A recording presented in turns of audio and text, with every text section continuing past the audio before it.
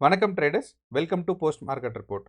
So இன்னைக்கு நம்ம இந்த வீடியோவில் என்ன பார்க்க போறோம்னா, நிஃப்டி, பேங்க் நிஃப்டி மற்றும் சென்செக்ஸ் வந்து ஆகஸ்ட் 28ஆம் தேதி வியாழக்கிழமை என்ன நடக்கிறதுக்கான வாய்ப்பு இருக்குது அப்படிங்கிறத நம்ம பேச போகிறோம்.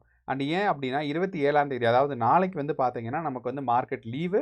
ஸோ அப்படிங்கிறனால 28ஆம் தேதி நிஃப்டிக்கும் பேங்க் நிஃப்டிக்கும் எக்ஸ்பைரி டே.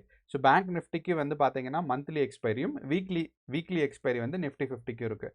ஸோ அப்படிங்கிறனால எக்ஸ்பைரி டே அன்னைக்கு நமக்கு வந்து என்ன ஸ்ட்ராட்டஜி பில்ட் பண்ணலாம், மார்க்கெட் எந்த டைரக்ஷனில் போகிறதுக்கான வாய்ப்புகள் இருக்குது அப்படிங்கிறத நம்ம இந்த வீடியோவில் பார்க்க போகிறோம்.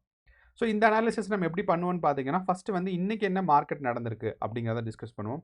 ஸோ நிஃப்டியில் இன்றைக்கி எப்படி கேப் டவுன் ஓப்பன் ஆச்சு, அண்ட் இந்த கேப் டவுன் வந்து நம்ம எக்ஸ்பெக்ட் பண்ண மாதிரி இருந்துச்சா, அண்ட் இதோட ப்ரைஸ் ஆக்ஷன் எப்படி, அண்ட் இந்த ப்ரைஸ் ஆக்ஷன் மூலியமாக நமக்கு இருக்கிற புது சப்போர்ட் அண்ட் ரெசிஸ்டன்ஸ் என்ன அப்படிங்கிறது தான் நம்ம இந்த வீடியோவில் பார்க்க போகிறோம். அண்ட் இந்த ப்ரைஸ் ஆக்ஷன் டிஸ்கஸ் பண்ணும்போதே நம்ம வந்து ஓப்பன் இன்ட்ரெஸ்ட் டேட்டாவையும் சேர்த்து டிஸ்கஸ் பண்ணுவோம். ஏன் அப்படின்னா இந்த ஓப்பன் இன்ட்ரெஸ்ட் டேட்டாவில் தான் ஆப்ஷன் பையர்ஸ் அண்ட் செல்லர்ஸ் வந்து பார்த்தீங்கன்னா கொஞ்சம் பெட்டரான அனாலிசிஸ் பண்ணுவாங்க. ஸோ அப்படிங்கிறனால இந்த ஆப்ஷனில் இருக்கிறவங்க கால் ஆப்ஷன்ஸில் அதிகமாக ஹோல்ட் பண்ணியிருக்காங்களா, புட் ஆப்ஷன்ஸில் அதிகமாக ஹோல்ட் பண்ணியிருக்காங்களா, ஸோ இதனால சப்போர்ட் அண்ட் ரெசிஸ்டன்ஸ் எப்படி இருக்குது, மார்க்கெட் எது வரைக்கும் மேலே போகலாம், எது வரைக்கும் டவுன்ஃபால் ஆகலாம் அப்படிங்கிற விஷயங்கள்லாம் வந்து பார்த்தீங்கன்னா நமக்கு ஓப்பன் இன்ட்ரெஸ்ட் டேட்டாவில் அனலைஸ் பண்ணும்போது தெரியும். ஸோ இதெல்லாம் தான் அனலைஸ் பண்ணி நமக்கு வந்து 28ஆம் தேதி எக்ஸ்பைரி டே அன்னைக்கு என்ன நடக்கிறதுக்கான சான்சஸ் இருக்குது அப்படிங்கிறத நம்ம வந்து இந்த வீடியோவில் பார்க்க போகிறோம். ஸோ வாங்க இப்போ வீடியோக்குள்ளே போகலாம். ஸோ நம்ம முன்னாடியே சொன்ன மாதிரி இன்றைக்கி நிஃப்டி வந்து பார்த்தீங்கன்னா நமக்கு வந்து ஒரு டவுன்ஃபாலிங் மார்க்கெட் அப்படிங்கிறத நம்ம கெஸ் பண்ணியிருந்தோம்.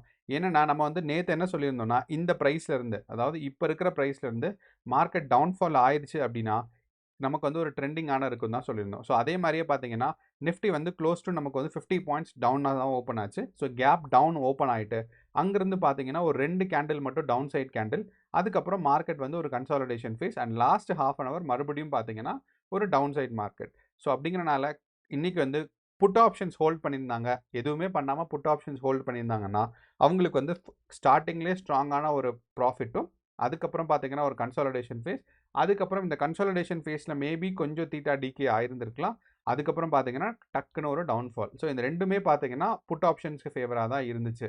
ஸோ அப்படிங்கிறத நம்ம வந்து கிளியராக சொல்ல முடியும். இல்லைனா கால் ஆப்ஷனோட செல்லர்ஸ்க்கு இருந்துச்சு ஃபேவராக அப்படிங்கிறதா நம்ம இன்றைக்கி நிஃப்டி 50. அதே மாதிரி இன்றைக்கி கிஃப்ட் நிஃப்டி டேட்டா ரொம்பவே ஒரு முக்கியமான விஷயத்த நமக்கு எல்லாத்துக்கும் சொல்லுச்சு. என்ன அப்படின்னா, ஃபஸ்ட்டு வந்து நம்ம என்ன சொல்லியிருந்தோம்னா, நம்ம ப்ரீ மார்க்கெட் ரிப்போர்ட்லேயே சொல்லியிருந்தோம், கிஃப்ட் நிஃப்டி வந்து காலையில் 6:30க்கு ஓப்பன் ஆகும்போதே ஒரு டவுன்ஃபாலிங்காக தான் இருந்துச்சு. ஒன்று, இந்த டவுன்ஃபாலிங்காக இருந்தது இல்லாமல் மார்க்கெட் வந்து நேற்று இருந்ததை 3:15க்கு 3:30க்கு என்ன இருந்துச்சோ அதை விட இன்றைக்கி காலையில் ஓப்பன் ஆகும்போது பார்த்தீங்கன்னா டவுன் சைட் தான் இருந்துச்சு. அண்ட் இது வந்து க்ளோஸ் டு ஒரு 50-60 பாயிண்ட்ஸ் இருந்துச்சு. ஒரு 60 பாயிண்ட் இருந்தனால நம்ம என்ன எக்ஸ்பெக்ட் பண்ணோம் அப்படின்னா, மார்க்கெட் வந்து ஒரு கேப் டவுன் இருக்கும் அண்ட் 50-60 பாயிண்ட்ஸ் இருக்கிறதுக்கான சான்சஸ் இருக்குது அப்படின்னு.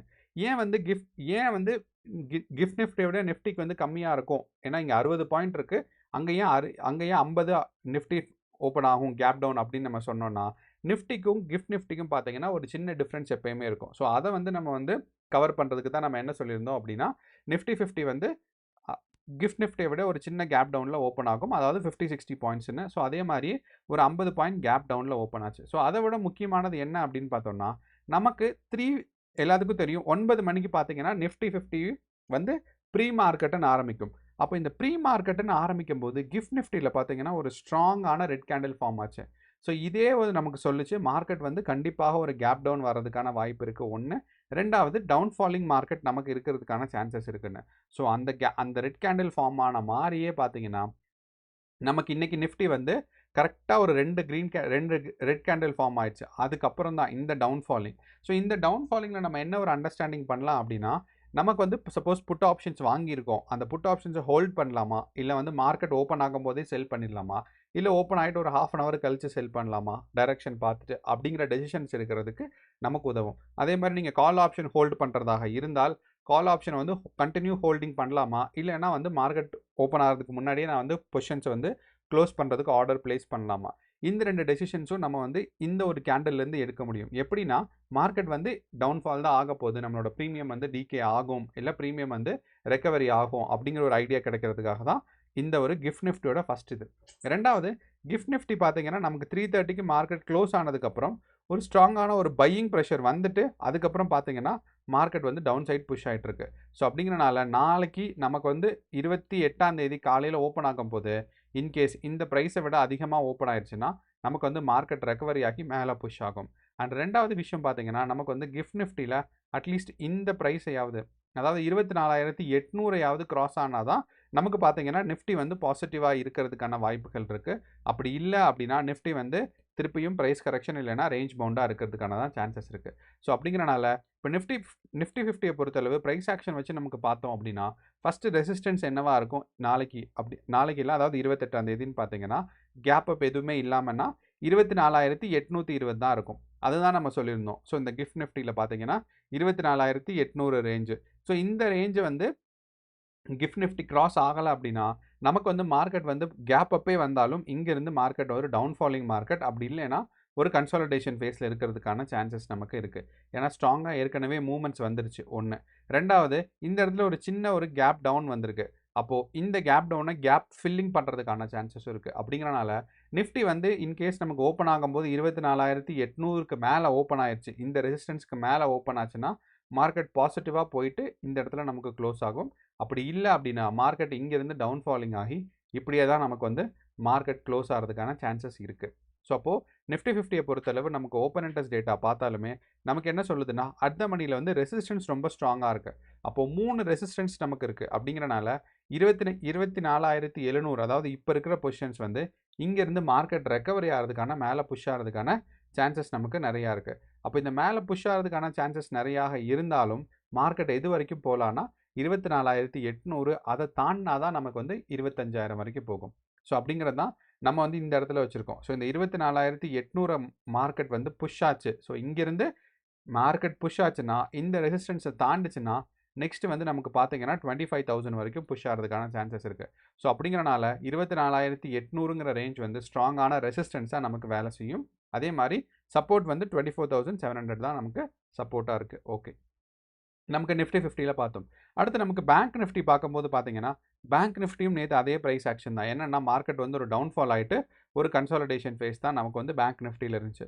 ஸோ பேங்க் நிஃப்டியை பொறுத்தளவு பார்த்தீங்கன்னா பேங்க் நிஃப்டி வந்து நமக்கு ஏற்கனவே மந்த்லி எக்ஸ்பைரிக்கு வரப்போகிறனால அட் த மணியில் ஸ்ட்ராங்கான கால் அண்ட் புட் ஆப்ஷன்ஸ் இருக்குது. அண்ட் பேங்க் நிஃப்டி ஓட ரேஞ்ச் வந்து கொஞ்சம் எக்ஸ்டெண்ட் ஆகிருக்கு. என்னென்னு பார்த்தீங்கன்னா 55,000ம் 54,000த்துக்கும் நடுவில் வந்து இருக்கிறதுக்கான சான்சஸ் இருக்குது. அப்படின்னா பேங்க் நிஃப்டி வந்து இப்போ இருக்கிற பொசிஷன்லேருந்து ஒரு 500 பாயிண்ட்ஸ் மேலேயும் ஒரு 500 பாயிண்ட்ஸ் கீழேயும் தான் போக முடியும். ஸோ இதுதான் பார்த்தீங்கன்னா சப்போர்ட் அண்ட் ரெசிஸ்டன்ஸ் ஜோனாக வந்து பேங்க் நிஃப்டிக்கு இருக்க போகுது. அடுத்து வந்து பார்த்தீங்கன்னா நம்மளோட சென்செக்ஸ். அப்போ இந்த சென்செக்ஸ் வந்து ரொம்பவே டிஃப்ரெண்ட்டாக தான் இன்றைக்கி ப்ரைஸ் ஆக்ஷன் நடந்துச்சுன்னு சொல்லலாம். So Nifty and bank Nifty Sensex மூணுமே பார்த்தீங்கன்னா ப்ரைஸ் ஆக்ஷன் சிமிலராக இருந்துச்சு. பட் பேங்க் நிஃப்டியை மட்டும் வச்சு பார்க்கும்போது பார்த்தீங்கன்னா நமக்கு ப்ரைஸ் ஆக்ஷன் கொஞ்சம் வித்தியாசமாக இருந்துச்சு. என்னன்னு பார்த்தீங்கன்னா பேங்க் நிஃப்டியில் 270 பாயிண்ட்ஸ் கேப் டவுன் இருந்துச்சு. ஸோ இது வந்து சென்செக்ஸ்க்கு வந்து இது ஒரு சின்ன வந்து கேப் டவுன் கிடையாது, ஒரு ஸ்ட்ராங்கான கேப் டவுன். ஸோ இந்த ஸ்ட்ராங்கான கேப் டவுனில் ஸ்ட்ராங்காக வந்து புட் ஆப்ஷன் பையர்ஸ்க்கு பார்த்தீங்கன்னா அவங்களுக்கு ப்ராஃபிட்ஸ் கிடச்சிருக்கும். அண்ட் கால் ஆப்ஷன் பையர்ஸ்க்கு பார்த்தீங்கன்னா இன்றைக்கி வந்து எக்ஸ்பைரி டே வேறு, ஒரே செகண்டில் அவங்களுக்கு ப்ரீமியம் பயங்கரமாக வைப் அவுட் ஆகிருக்கும். ஸோ அப்படிங்கிறனால இது வந்து கால் ஆப்ஷன் ஹோல்ட் பண்ணியிருந்தவங்களுக்கு ஒரு ஸ்ட்ராங்கான அடியாக தான் இன்றைக்கி வந்து பேங்க் நிஃப்டியில் ரிஃப்ளெக்ட் ஆகிருந்திருக்கும். ஏன்னா நமக்கு வந்து சென்செக்ஸில் ரிஃப்ளெக்ட் ஆகிருந்திருக்கும். பேங்க் நிஃப்டிலையோ நிஃப்டி 50லையோ பார்த்துருந்தீங்கன்னா எக்ஸ்பைரி டே இல்லாதனால கால் ஆப்ஷன்ஸ் வந்து அவ்வளவு ஸ்ட்ராங்காக ப்ரீமியம் டிகே நடந்திருக்காது ஒன்று. ரெண்டாவது அதே மாதிரி புட் ஆப்ஷனும் பார்த்தீங்கன்னா இந்த இடத்துல வந்துட்டு கன்சாலிடேஷன் ஃபேஸில் புட் ஆப்ஷன் வந்து ஸ்லோவாக டிகே நடந்துட்டு திருப்பியும் அவங்களுக்கு ப்ராஃபிட்ஸ் கிடச்சிருக்கும். ஸோ அப்படிங்கிறனால பேங்க் நிஃப்டியும் சிமிலராக தான் ப்ரைஸ் ஆக்ஷன் நடந்துச்சு. ஆனால் இன்றைக்கி எக்ஸ்பைரி டே அப்படிங்கிறனால பொசிஷன்ஸ் ஹோல்ட் பண்ணியிருந்தவங்களுக்கு ப்ராஃபிட்ஸ் எல்லாம் ரொம்பவே டிஃப்ரெண்ட்டாக தான் பிஹேவ் ஆகிருந்திருக்கும். அதே சமயம் நீங்கள் நிஃப்டியில் ஹோல்ட் பண்ணியிருந்தால் எப்படி உங்களுக்கு ப்ராஃபிட்ஸ் அண்ட் லாஸ் இருந்திருக்குமோ அதை விட பார்க்கும்போது நமக்கு சென்செக்ஸில் இன்னையோட மார்க்கெட்டில் டிஃப்ரெண்ட்டாக தான் உங்களுக்கு வந்து நடந்திருக்கும். அண்ட் சென்செக்ஸும் பொறுத்தவரையில் நமக்கு வந்து ரெசிஸ்டன்ஸ்ன்னு பார்த்தோம்னா இப்போ இருக்கிற ப்ரைஸ்லேருந்து அடுத்த ரெசிஸ்டன்ஸ் வந்து 81,120 தான் இருக்கும். ஏன்னா இதுதான் நமக்கு வந்து இந்த ப்ரைஸ் ஆக்ஷனில் பார்க்கும்போது நமக்கு இங்கே இருக்கிற ரெசிஸ்டன்ஸ். ஸோ மார்க்கெட் இங்கே டவுன்ஃபால் ஆச்சு, மேலே போச்சு, திருப்பி டவுன்ஃபால் ஆச்சு, மேலே போச்சு. அப்போது இந்த ஜோன் 81,130ங்கிற ஜோனை நாளைக்கு கிராஸ் பண்ணால் தான் மார்க்கெட் வந்து 81,000 வரைக்கும் ரீச் ஆக முடியும். ஸோ அப்படி இல்லை அப்படின்னா இங்கேருந்து நமக்கு சென்செக்ஸ் வந்து ஒரு கன்சாலிடேஷன் ஃபேஸில் தான் இருக்க போகுது. அங்கேருந்து நமக்கு சப்போர்ட் எங்கே டவுன்ஃபால் ஆச்சுன்னா சப்போர்ட் எங்கே இருக்குன்னு பார்த்தீங்கன்னா 80,200 இருக்கும். ஸோ இதுதான் நமக்கு வந்து மூணுலேயுமே பார்த்தீங்கன்னா மார்க்கெட் வந்து ஒரு கன்சாலிடேஷன் ஃபேஸ் இல்லைன்னா ஒரு ஸ்ட்ராங்கான சப்போர்ட்டில் தான் இருக்குது. அண்ட் இந்த சப்போர்ட்லேருந்து ரெக்கவரி ஆச்சுன்னா தான் மார்க்கெட் வந்து பாசிட்டிவாக புஷ் ஆகும். அண்ட் பாசிட்டிவாக புஷ் ஆகிறதுக்கு ஒரு நல்ல ஸ்ட்ரென்த் வேணும்.